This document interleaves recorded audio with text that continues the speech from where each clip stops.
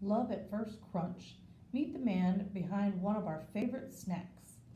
This the story goes something like this. In the summer of 1853, a chef named George Crumb was cooking up French fries at a restaurant in Saratoga Springs, New York. A customer sent his fries back to the kitchen, complaining that they were too thick and soggy. Crumb decided to teach this picky customer a lesson, so he sliced up potatoes as thin as he could and fried them to a hard brown crisp. He was sure that they would be inedible. But something surprising happened. The customer didn't turn up his nose at these crunchy fried potatoes. In fact, he gobbled up the delicious new treat. Other diners began to ask for them. Soon the restaurant was known for the famous Saratoga chips.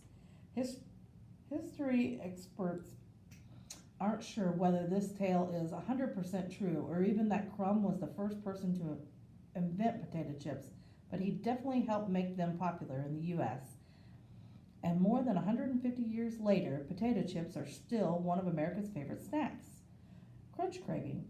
It's not surprising that Crumb's creation became such a hit. Research shows that humans naturally crave noisy, crunchy foods. Why?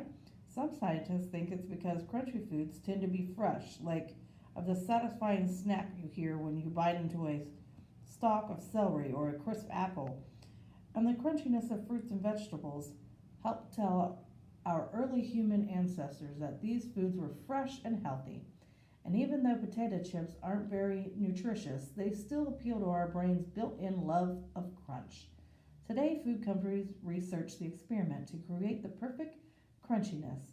They've figured out exactly how much toothbrush it should take to crush a chip.